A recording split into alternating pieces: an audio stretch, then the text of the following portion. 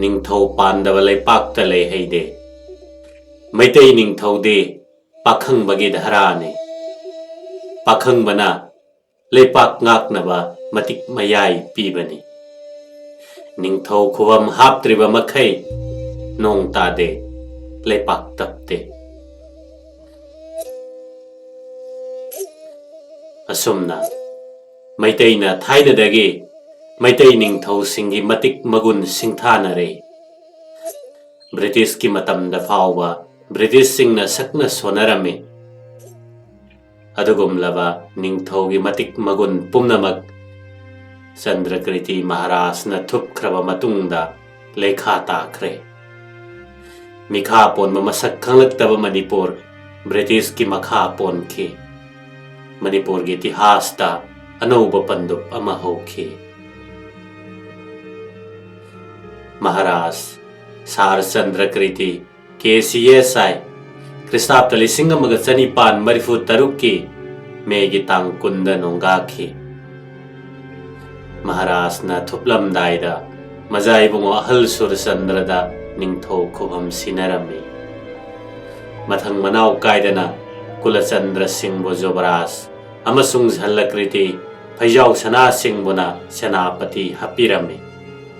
ꯊꯕꯛ ꯄꯥꯏꯕ ꯊꯥ ꯃꯈꯥꯏ ꯐꯕꯥꯠꯇꯅ ꯓꯜꯂꯀ꯭ꯔꯤꯇꯤ ꯊꯨꯞꯈ꯭ꯔꯕꯗ ꯇꯤꯀꯦꯟꯗ꯭ꯔꯖꯤꯠ ꯁꯤꯡꯍꯕꯨ ꯁꯦꯅꯥꯄꯇꯤ ꯍꯥꯞꯈꯤ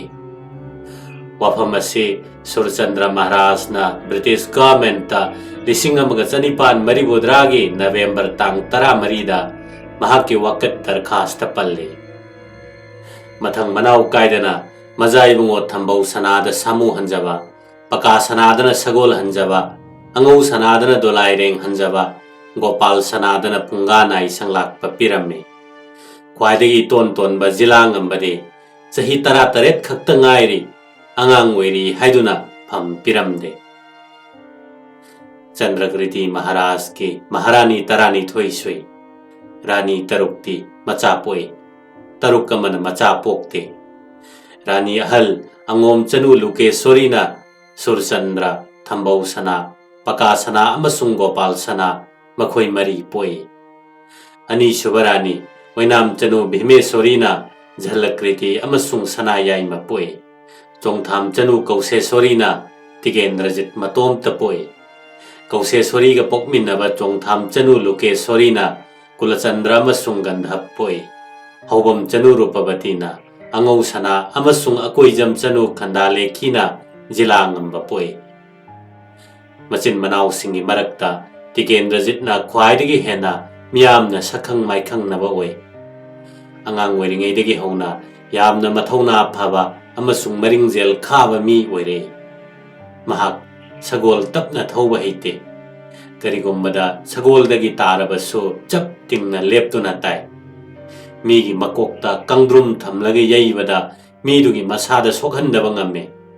ꯈꯨꯔꯨꯝ ꯇꯣꯡꯂꯒ ꯏꯁꯤꯡ ꯆꯥꯏꯁꯦꯜ ꯈꯨꯗꯣꯡꯅꯕꯒ ꯐꯨꯠ 4-5 ꯋꯥꯡꯕ ꯀꯣꯟꯊꯣꯡ ꯆꯣꯡꯕꯗ ꯏꯁꯤꯡ ꯃꯔꯤꯛ ꯑꯃ ꯐꯥꯎꯕ ꯅꯤꯛꯊꯣꯛꯍꯟꯗꯦ ꯅꯣꯡꯄꯣꯛ ꯊꯣꯡ ꯁꯥꯕ ꯃꯇꯝꯗ ꯁꯒꯥꯏꯒꯤ ꯋꯥ ꯄꯔꯦꯡ ꯌꯨꯡꯗꯨꯅ ꯂꯩꯔꯝꯕ ꯑꯗꯨꯗ ꯏꯁꯤꯡ ꯏꯆꯥꯎꯅ ꯌꯩꯕꯗꯒꯤ ꯍꯥꯏꯗꯨꯅ ꯂꯩꯕ ꯋꯥꯁꯤꯡꯒꯤ ꯃꯊꯛꯇ ꯇꯤꯀꯦꯟꯗ꯭ꯔꯖꯤꯠꯅ ꯈꯣꯡꯎꯞ ꯇꯣꯡꯂꯒ ꯆꯣꯡꯂꯗꯨꯅ ꯍꯪꯒꯠ ꯍꯟꯗꯥ ꯂꯥꯟꯈꯤ ꯆꯤꯡꯃꯩꯔꯣꯡꯗ ꯂꯩꯀꯣꯜ ꯑꯃ ꯁꯦꯝꯂꯒ ꯃꯍꯥꯛ ꯃꯗꯨꯗ ꯅꯨꯡꯇꯤꯒꯤ ꯀꯣꯏꯕ ꯆꯠꯂꯝꯃꯤ ꯅꯣꯡꯃꯗꯤ ꯂꯩꯀꯣꯜ ꯑꯗꯨꯗ ꯀꯩ ꯑꯃ ꯂꯩꯔꯝꯗꯨꯅ ꯃꯥꯕꯨ ꯂꯥꯛꯀꯦ ꯇꯧꯕꯗ ꯃꯊꯟꯇꯅ ꯃꯈꯨꯠꯇ ꯄꯥꯏꯔꯝꯕ ꯊꯥꯡꯅ ꯌꯥꯟꯗꯨꯅ ꯀꯩ ꯑꯗꯨ ꯍꯥꯠꯈꯤ ꯃꯄꯥꯕꯨꯡ ꯆꯟꯗ꯭ꯔꯀ꯭ꯔꯤꯇꯤꯒꯤ ꯃꯇꯝꯗ ꯆꯤꯡꯃꯤ ꯃꯀꯣꯛ ꯑꯣꯏꯕꯁꯤꯡꯕꯨ ꯀꯧꯗꯨꯅ ꯆꯥꯛ ꯄꯤꯖꯔꯝꯃꯤ ꯃꯗꯨꯒꯤꯗꯃꯛ ꯁꯥ ꯁꯦꯝꯕ ꯊꯣꯡ ꯊꯥꯛꯄ ꯇꯤꯀꯦꯟꯗ꯭ꯔꯖꯤꯠ ꯃꯁꯥꯃꯛ ꯌꯥꯎꯏ ꯆꯥꯎꯊꯣꯛꯇꯦ ꯑꯗꯨꯒ ꯆꯥꯛ ꯄꯤꯖꯕ ꯃꯇꯝꯗ ꯑꯉꯥꯡꯁꯤꯡꯕꯨ ꯀꯣꯟꯅ ꯄꯤꯖꯩ ꯃꯔꯝꯗꯤ ꯑꯉꯥꯡꯁꯤꯡꯅ ꯇꯉꯛ ꯌꯦꯡꯕ ꯍꯩꯅꯔꯝꯗꯦ ꯄꯣꯛꯄꯗꯒꯤ ꯀꯤꯕ ꯃꯁꯛ ꯈꯪꯂꯛꯇꯕ ꯃꯤꯑꯣꯏꯅꯤ ꯃꯍꯥꯛ ꯑꯁꯤ ꯃꯔꯨꯞ ꯑꯣꯏꯔꯒ ꯌꯥꯝꯅ ꯐꯕ ꯌꯦꯛꯅꯔꯒꯅ ꯌꯥꯝꯅ ꯁꯥꯊꯤꯕ ꯃꯤꯁꯛꯅꯤ ꯄꯀꯥ ꯁꯅꯥꯅ ꯇꯤꯀꯦꯟꯗ꯭ꯔꯖꯤꯠꯀ ꯌꯦꯡꯊꯤꯅꯔꯨꯕꯗꯒꯤ ꯃꯩꯇ꯭ꯔꯕꯥꯛꯇ ꯑꯆꯧꯕ ꯂꯥꯟꯖꯥꯎ ꯑꯃ ꯊꯣꯛꯈꯤꯕꯅꯤ ꯃꯃꯥ ꯇꯤꯟꯅꯗꯕ ꯃꯆꯤꯟ ꯃꯅꯥꯎ ꯅꯨꯡꯁꯤꯅꯗꯅꯕꯒꯤ ꯃꯔꯝ ꯑꯣꯏꯈꯤ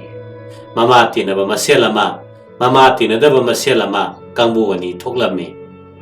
Madudagi Tikendrajit amasung Pakasana yengthinabadagi kangbu nakpak tarame. Kari amuk haigani manai masel phauba nakpak tanarame. Nongma Tikendrajit ki manai kharaga khunu tunabadagi khut thoknaraktuna Pakasanagi manai ne yambadagi Tikendrajit ki manai singbo thina phurame. Wakat naraktuna Tikendrajit na bisar tawada Pakasanagi manai sing adubo dandi pikhe. Nongma maso Pakasanagi manai wangkhai babusan amasung lamdingdagi kuman them thotpa animakna Tikendrajit ki sagol ama hurame. Phagalaktuna animak ki jaban lawada sagol adu Pakasana na pibani haina khumlame. Tikendrajit na makhoi animak po lisai ani long mana phubada side haibata khai. Pakasana na Senapati ki bisada khut thingjinnaba honarakhe. Matam maduda Pakasana na Mr. Gremut po Manipuri tambirame. Mr. Gremut naso Pakasana wo Ingrezi tambirame.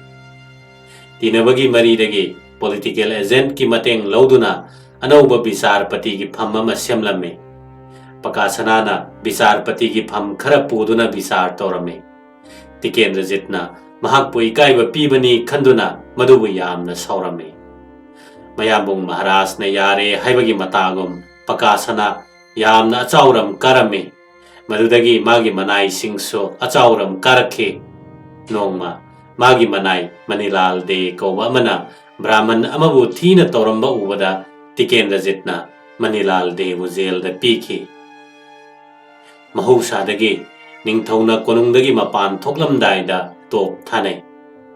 Atai phamnaiba ningthau macha singna mapan thoklamdaida Bengal khongnei.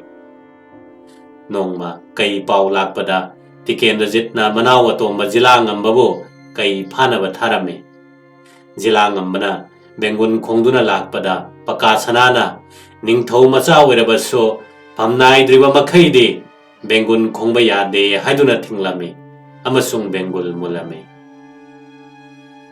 Nongbaso konung manungda Tikendrajit na Maharaj phamjau da hipli male haiduna bebhar taurure. Aduga mai haidorakpadari moirang ningthau sanglakpa oiramle. Tikendrajit na mahakpo phamjau dagi masam paiduna singthoklaga khongpak na kauduna dandi pirame. Maduda Surchandra Maharaj na manaya chanba amana ikaiba nang baduda Tikendrajit pu waraurame. Nongmana Maharaj Surchandra ki mazai bungo ahal sahi tara romdang suriba aduna mina insin badage Jobraj ki phampham na phamlame. Masi Pakasana ki thawin sinne. Manawi bungo Kulachandra bu ikaiba pinaba sinbani khanduna Tikendrajit na Pakasana bu saukhe. Nungaina daba maram kayamu kasigi mathakta maijau haukiba thaudokte. Konung mayada leiramba masak matau phajabi masam mana phabi maipakpi kaubi leisabi amagi maramdani. Pakasana gi damak mayamung Maharaj khangna hainaduna leibani. Aduga maipakpi ga yanabana Tikendrajit ka. Masidagi achakpa mainungda ghi haijin bagum thokre. Tikendrajit ka manawi bungo ngau sana amasung jila ngamba aniga yamna luna chana taunarame. Masigi damak Pakasana ga angau sanaga yamna yengthinarame. Angau sanana Maharaj ki mathakta lan haugadore. Maharaj ka yanadaba kangbu gilo chingba mahakna oire haina Pakasana na mayambung Maharaj ta haijilame. Wafam ase chomi lali ithi thijendana Maharaj na angau sana amasung jila ngamba animakpo September gi tang kulhumdoida bisar tawgani haina hukum pirame. Loinana numit adugi ayukta bisar gi damak makhoi anibo phanaba hukum pirame. Pawasi tabada makhoi animak yamna saukhe. Amasung pahanduna ikaiba nanggadabagi sarok mabudawgi singasan mamangda lan soknaduna sikibana hena phai khankhe. Maramaduna Kristapta lising amaga chanipan maribudrage September thagi tang kunmathoi nongmaijing numit ki ahing nongyaida Surchandra Maharaj na sangaida cheplingaida manaw ibongo angau sana amasung jila ngamba anina kairak kaduna sana sangai kakhatuna nongmai kapselame. Nongmai makhol tabada Maharaj mikap thoktuna cheplambadagi lengkhalaga कोयत यसिलमे महाराज की कोकथोन अदु नोंगमैना पानखे महाराज को कैरुंगबना चिंगबा मनाई सिंगना थौगल तौरदुना मनिंग थोंगलोमदा लेंथोकलगा संजेन थोंगलोमदा चेंथोकलमे सगोल हंजबा मनाव इबुंगो पकासनागी योम संजेन थोंग वांगमदा लेरमे कोनुंगलोमदा नोंगमै कापनबगी बखोल ताबदा इफिंग फिंगना पकासनाना महाकपु ngaक सेलंबा सिफाई मरिफुगा मागी केरानी मनीलाल देगा लोइनना कोनुंग तमना लाकपदा मयामुंग महाराज सुरचंद्रगा संजेन थोंगदा थेंगनरमे महाकना मयामुंग महाराज को कोनुंगदा मुक लेंगसिनसी हाइबदा अमंबा हिंगदा कनाना कनागी मिचंगनो खंगनररोय मी यामना सिनरगनी हाइना महाराज ने याखिदे महाराज सुरचंद्रना ब्रिटिश रेजिडेंसी दा थुंगलद्रिंगै नैहाकी ममांग ओइना धुम्र सिंह कौबा मणिपुरी बैन मास्टर अमना सना कोनुंगदा गोलमाल थोकले हाइना पॉलिटिकल एजेंट तमलमे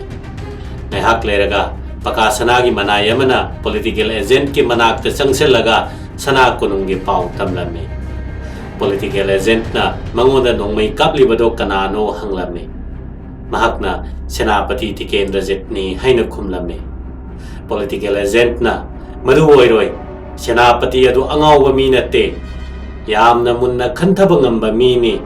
अदुना नोंगमै कापलिबसिंग अदु अतोपा मी ओइरमगनी मदुदा सेनापति की मनाई अदुना मखा तारमे तांगदांगबदी खंद्रे अदुबो दुर्गा माँ की जोई सेनापति की जोई हाइना लाउबदी ताई ngahak लेरगा महाराज का पकासनागा रेजिडेंसी दे यौसेलकपगी पावदो मनीलाल देना पॉलिटिकल एजेंट तमलमे नोंगयाई मतुंग पुंग अनि मखाइरोम ताबदा महाराज का मिस्टर ग्रेमुत को उनरमे अमसुंग थौदोकदो तमलमे लोइनना मतेंग पंगबिनबा अमसुंग पाउताक पिबिनबा हाइजरमे पॉलिटिकल एजेंट ना थौदोका से चीफ कमिश्नर मिस्टर क्विंटन दा टेलीग्राफ तौदुना खंगहनखिगे महाकी ऑर्डर फंगद्रि मखैदि करी अमत तौबा ngamloi हाइखे उपाय लेत्रदुना महाराज सुरचंद्र ब्रिटिश रेजिडेंसी की दरबार हॉल दा लेरमे मनाई अहुमना महाराज पु सेवा तौखि असोमदा सना कोनुंगदना कमदौरी लान गे पाव हेक फंगबगा टिकेंद्रजितसु कोनुंग ताना लाक्तुना लान यौसेले जेल गे थोंग हांगदोक्तुना अहिंग अदुमक्तदा बंदी लेरम्बा मी चामरी थादोखि मखोइगे मनुंगदा पौना ब्रजबासी अमसुंग पुखरम्बा कजाव ओरफे फिंगांगसु यावखि मखोइ पुमनमक तुंगदा टिकेंद्रजित की मिचंगदा लेपखि पनबा याबदे पौना ब्रजबासी बंदी ओइना लेरमलिबासी महाराज नरसिंहागी मचानिपा सना बोरा चावबगी मिचंग चंगलुबदगिनी सुरचंद्रना निंगथौ हेक ओइबगा बोरा चावब यास्कुल लाकपना माना ओइफम थोकपा निंगथौ खुबमनी हाइदुना सुरचंद्र की मथक्ता ख्रिस्ताब्द 1947 की मे थादा लान हौखि असोमदा मपाबुंग चंद्र कीर्ति की असीबा हक्चांग संस्कार तौनबा लांगलिंगैदा बोरा चावबु थेंगनबा सना कोनुंगदगी पौना ब्रजबासीबु थाखिबने ब्रजबासीना बोरा चावबगा लान थेंगनबदी लायरदना बोरा चावबगी मिचंगदा लेपखि हौजिक टीजी हायर सेकेंडरी की स्कूल बिल्डिंग मफम मसिमक्तदा बोरा चावबगी संगाई लेरमे मदुदगी हंदोक्तुना इरोई सेंबा चिंखोंगदगी लान चंगलखि अहानबा लांजंगदा माइथीदुना कसारदा लांजेलुरबने मतुंगदा अमुक लानमी सेमगतुना इरोई सेंबा चिंगयादा तेंगोल सादुना लेरिंगै सुरचंद्र महाराज थंगाल जनरल अमसुंग साजौ अहुमना इरोई सेंबदगी बोरा चावबबु फाखि लोइनना पौना ब्रजबासीसु फादुना फादोक ताहनखि फरकपसिंगी मनुंगदा निंगथे मचा मापन बामोन मंगा मैतै चामगा 18 कोनना नोंगमै 38 सु यावरमे मयामबु कुलचंद्रदे करियमत यावररोय हाइदुना अहिंग अदुमक्तदा नंबोल फोइजिंग ताना लेंखरे सुरचंद्र महाराजना सना कोनुंग थादोखरबदा अंगौ सना अमसुंग जिला ngambana जोय ओइरे हाइब खंगनबा तो मंगारक थाखि नोंगालगा सेप्टेम्बर तांग 22 गे अयुक्ता महाराज का पोकमिनबा मनाउ सिंह लुवांग निंगथौ कर्नेल सामो अंगोम निंगथौ गिरिधारी टॉप मेजर लाइसरव जम्बुबान मेजर अयापुरेल Nilamani Thangal general amasung atai mantri sing amadi officer sing hauduna nongmai chatruk yawba lanmi lising ani ga loinana political agent ke residency da Maharaj unaba lakhi makhoi gi ningba kaibadu ubada gongan thoktanaba lanmi singi khulai pumnamak political agent na phajinduna thamki hanba matamda amuk pithokhi Surchandra Maharaj na political agent na tengbang binaba haijabadagi mahakna thokliba thodok asige mari lainana Assam gi chief commissioner JW Quinton da Shillong da telegram tawduna khanghanki chief commissioner na Kohima dagi sifai lauraga Maharaj ki mateng pangnaba telegram tawrakhi adobo Mr. Gremut na telegram gi marol ado Maharaj ta khanghanki de madugi mahutta chief commissioner dagi karigumba hukum amata laktre haina Mr. Gremut na Surchandra Maharaj ta khanghalabada Maharaj ningba yamna kaikhi amasung political agent se Tikendrajit ki michangda laikhre haiba khangkhi Mr. Gremut na Maharaj ta mafam asida kuitharabade mahak khudong thiba thokpa yai sifai pige Kohima romda chatkibana phaba oigani hairabada Maharaj na chingnaduna tongjai marin gi lambi da chatkhige ngak senaba sifai piu haijarame loinana Maharaj na topa chithi ama Tikendrajit ta iduna Vrindavan da chatkrage kokthonga sana khuchu thanga lahoro tritha chatpagi khoros oinaba lupa lising taradang pirau haina khanghanke nahaki nafamda pakasanana achauba aranba tawkhre haiba ai khange adubo leikidraba pabung Maharaj ki mingchat thihandanaba sagol hanjaba pakasanaba ngakpiyo Tikendrajit nasu madugi paukhum moina mayamung Maharaj ta thokiba thodok asigi aranba pumnamak ngakpigani lupa lising ama katchakhibani masina walabasu awat pasenpham ado Vrindavan da thajarake haina lupa lising ama piki Maharaj na tritha chalagani haiba tabada mi khudingmak nungai naramde magi leijaba sel katkhe pakasana kesorjet Gopal sana na chingba machin manaw sing manai masal sing thaugal langan mi humpu mukna thaugal tawduna September tang kulhumdoi laipak pokpa numit ki numidang pung 8 makhai tabada Maharaj Surchandra Manipur thadokhi Maharaj ki asoyangam yengnaba British sifai nifuma thoina kasar phawba scot tawki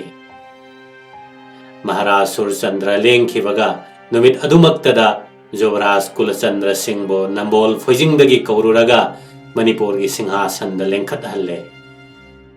Senapati Tikendrajit na Jobraj angau sanana senapati jila ngambana samu hanjaba oire Thangal General amasung angam mathau phamnaiba pumnamak laktuna Maharaj ki thaugal tawba hokre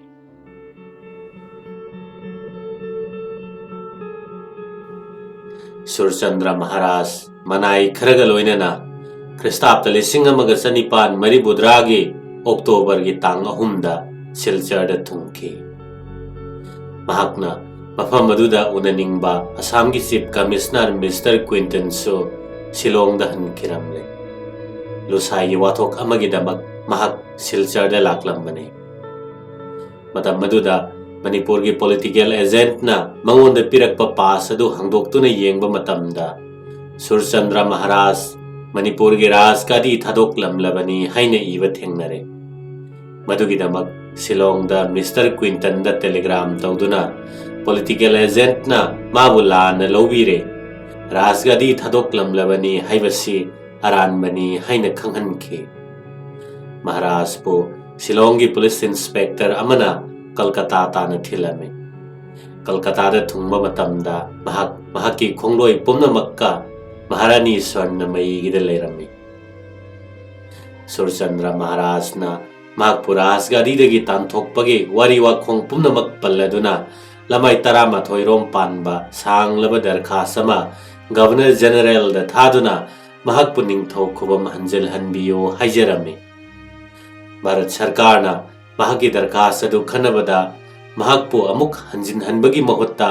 Manipurgi sasan Britishna lausinba pamlami aduna makoina September gi lalho aduda khut thingzinba pamlami maram aduna Kulachandrabu Manipurgi Maharajni haina yarammi aduga lalho asigi daidi Tikendrajit Senapati ne mahakpu Manipurdagi tanthoklaga Manipurgi sasan lausinnaba Chief Commissioner Mr. Quinton bu Manipurda chatlu haina order piki Mr. Quinton Manipurgi damak February tang kunda Kolkata thadokhe Kolagata thunglabaga Mars ki tang taretagi khongsan khe Assistant Commissioner PR Gordon bu lamyan boina mangjongna tharakhe mahak Mars ki tang tara manga da Imphal da thunglakhe thunglabaga mahakna Mr. Gremut ka unaduna Tikendrajitpur Rajya asidagi lauthokkheba haina British Sarkar gi apamba do phongdoklami adubo Gremut Sahebna wafam asi sukya yaningde maramde mahakna khangi madudi ahanbada Senapati Tikendrajit khwaidagi hena sakti leiba amasung miyamna yaba misakni Senapati Tikendrajit poleba kasidagi lauthokpa tarabade kudong thiba thokani haina Mr. Gremutna ingit torami ani sobada Senapati Tikendrajit natana lebak asida sasan tawbinaba matik chaba mi leiroi mahaki ngamthangda matik chai haina miyamna khanariba thangal general na chahi marifu ge ahal oiba maramna Manipurda matam sangna sasan tawba ngamlaroi ahum subada konungda thokleba thodokase pakasanaga Tikendrajit ka yengthinabadagini Maharaj ke yengthinaba natte lan pamduna Senapati Tikendrajit na lan houba natte mari subada Mr. Gremutna hairame marude Senapati Tikendrajit po kaidongnongda hingna phaba ngamloi mahakna mathwai bu tangna yongani amasung sarkarna magi asiba masa oina phangani sarkarna lokhatningliba phirepadu tahanbada yaroidoba maramna Gordon Sahebna Kaithel Manbigi damak khongsan khre karongda Quinton Saheb ko unarami aduga mangonda Gremut Sahebna pirakpa note aduga loinana mahakna mahaki aiba report tamasu pisankhe loinana Quinton ga Gordon ga mafam aduda lona wari sanakhe mahakna ningliba adu tahanbada khurau chengadaba adu Quinton na khangkhre